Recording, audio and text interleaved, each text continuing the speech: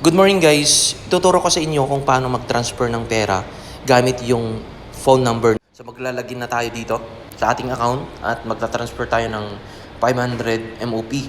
Then pasok ko na yung dito, password ko. Next time.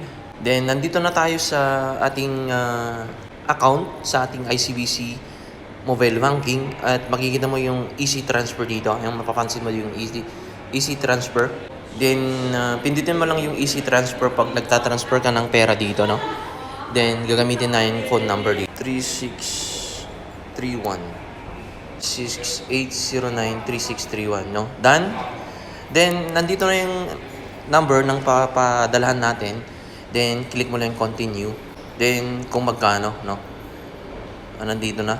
Makikita mo yung pangalan ng inyong papadalahan, which is yung 500. Then, continue. Confirm. Then, continue.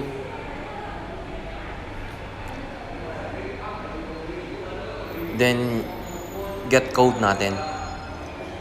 So, may ma-receive tayong OTP sa ating ICBC mobile number. Then, pindutin mo lang dito. Sa wala pa.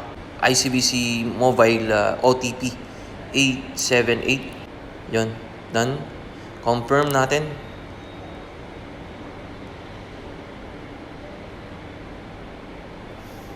So, naglo-loading na siya, di ba? Na-process na to. So, hintayin lang natin mga ilang minuto. Then, pag nag-success to, 100%, then, yan. Pwede mo nang i-screenshot. Then, pwede ka nang mag-exit dito.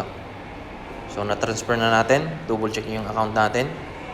So, meron dapat nating dito. May account. Then, double check ko sa kung na-transfer natin, no? Yung 500. Ayun, 157 na. Pwede na tayong mag-exit dito.